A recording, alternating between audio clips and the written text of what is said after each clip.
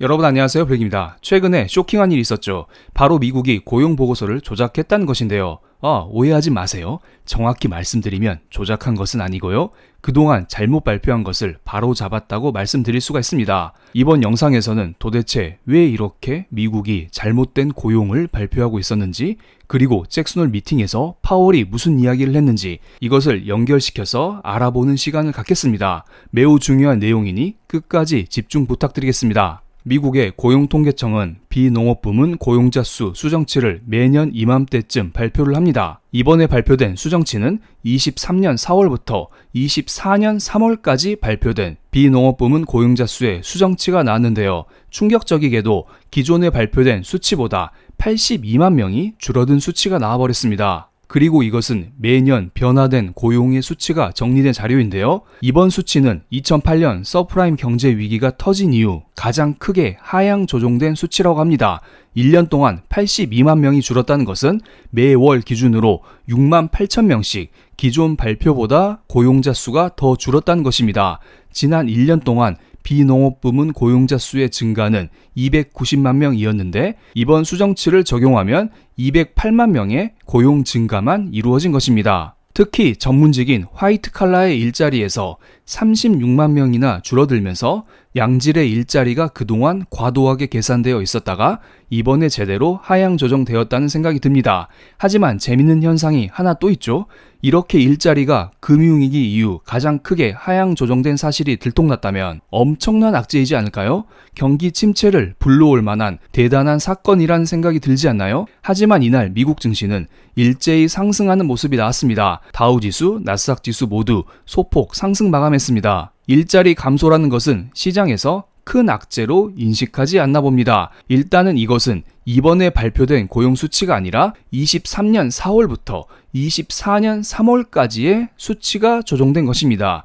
길게는 17개월 전, 짧게는 5개월 전의 고용 상황이죠. 사람들이 이때는 이때고 지금은 지금이다라는 생각을 하는 것 같고요. 그리고 현재 고용이 안 좋기 때문에 연준에서 기준금리를 인하할 수 있다는 희망을 가지고 있는 것 같습니다. 또한 고용보고서의 수정이 발표된 이날 7월 연준회의 의사록이 공개되었는데요. 의사록에서 연준 위원들은 9월 연준회의에서 기준금리를 인하하는데 합의한 것이 밝혀지면서 이것도 시장에 호재로 작용해버렸습니다. 이런 식으로 일단 경제지표를 좋게 발표해놓고 나중에 하향 조정을 시키면 시장에서는 큰 악재로 인식하진 않습니다. 그냥 이러한 경제지표가 부진한 것은 과거의 문제라면서 무덤덤하게 넘어갈 수 있는 것입니다. 그래서 정부는 이러한 사람들의 심리를 잘 이용하면서 경제지표를 조작하고 있습니다. 그들은 도대체 왜 이러는 것일까요? 단순히 지지율 문제 때문일까요? 그렇진 않습니다. 답은 미국의 소비자 물가 지수에서 찾을 수 있습니다. 지금 미국의 소비자 물가는 연준의 목표치인 2%보다 약간 높은 2.9%에서 머물고 있습니다. 연준은 지금의 고금리를 장기간 유지했음에도 불구하고 물가를 그들이 원하는 수준까지는 낮추지 못하고 있습니다. 그렇다면 지금의 고금리를 더 오랫동안 유지하면서 경기 둔화를 유도해야겠죠. 사람들이 고금리에 고통을 받으면서 수요가 둔화되면서 이와 함께 물가 상승률이 더 떨어져야 그들이 원하는 목표를 달성할 수 있으니까요. 그렇지만 지금 미국 경제가 좋지 않습니다. 그렇다면 당장 금리를 내려야 하지 않을까요? 그런데 연준이 원하는 물가 목표치가 오지 않았어요. 그렇다면 금리를 못 내리는 거 아닐까요? 지금 연준은 엄청난 딜레마에 빠져버린 것입니다. 기준금리를 내리자니 40년 만에 인플레이션이 올 것만 같고요. 기준금리를 그대로 유지하자니 경기 침체가 올 것만 같습니다. 그래서 지금 파월과 옐런이 짝짝꿍을 했습니다. 제가 볼 때는 연준 의장인 파월과 재무장관인 옐런이 입을 맞췄다는 합리적인 의심을 할 수가 있습니다. 이들이 작정하고 경제지표를 만지작거리기 시작했다는 것입니다.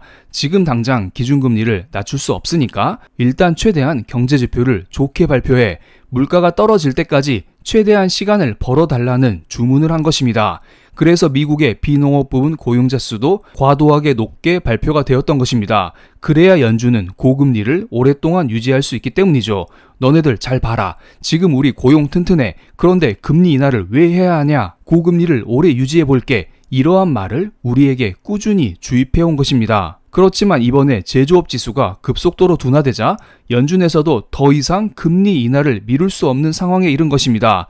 그리고 실업률도 4.3%로 꽤 높게 나왔죠. 물이 새어나오는 것을 계속 틀어막고 있었는데 이제는 조금씩 금이 가고 있는 상황입니다. 그래도 여전히 일부 경제지표는 좋은 상황이죠. 그래서 아직도 연준 위원들은 급격한 금리 인하보다는 점진적인 금리 인하를 주장하고 있습니다. 그래서 과연 그들이 진짜로 어떤 생각을 하고 있는지 이번에 잭슨 홀 미팅이 중요했던 것입니다. 그리고 잭슨 홀 미팅 때에는 파월 연준 의장 혼자 간 것이 아닙니다. 파월을 비롯한 여러 연은 총재들도 다 함께 출동했습니다. 이곳 경치도 좋은데 다들 모여서 휴식도 취하고 세계적인 권위자들끼리 대화도 해야 하니 겸사겸사 참석한 것입니다. 우리가 기대하는 파월의 연설이 있기 하루 전에 여러 연준 위원들의 인터뷰가 있었는데요. 이들의 인터뷰 내용은 한결같았습니다. 다들 이제는 금리 인하할 때가 되었다.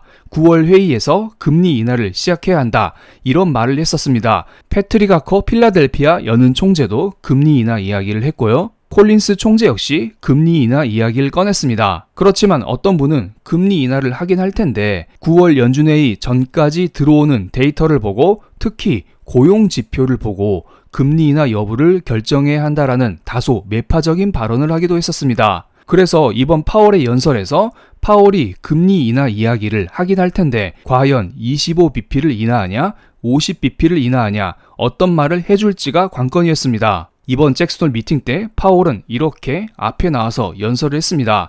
그가 무슨 말을 했는지 짧게 정리를 드리겠습니다. 먼저 인플레가 하락했고 연준의 목표에 가까워졌다고 말을 했습니다. 제가 볼 때는 파월이 인플레이션과의 전쟁에서 승리를 선언한 것과 다름이 없다고 봅니다. 2년 전 이 자리에서 인플레이션과의 전쟁을 선포했었죠. 그리고 2년이 지난 지금 이 자리에서 인플레이션과의 전쟁에서 승리를 선언한 것입니다. 그리고 현재의 고용 둔화를 인정했지만 앞으로 추가적인 고용 둔화는 막겠다는 발언을 했습니다. 그럼 고용 둔화를 어떻게 막을까요? 바로 금리 인하를 통해서 막아야겠죠. 그래서 금리 인하의 시기가 되었다는 선언을 한 것입니다. 그렇지만 금리 인하의 폭은 앞으로 들어오는 데이터를 보고 결정하겠다는 식의 발언을 했습니다. 어떻게 보면 기존 연준 위원들과 비슷한 수위의 발언입니다. 강력하게 B컷을 해주겠다는 말을 하진 않았고요. 단순히 금리 인하를 앞으로의 데이터를 보면서 하겠다는 말을 했습니다.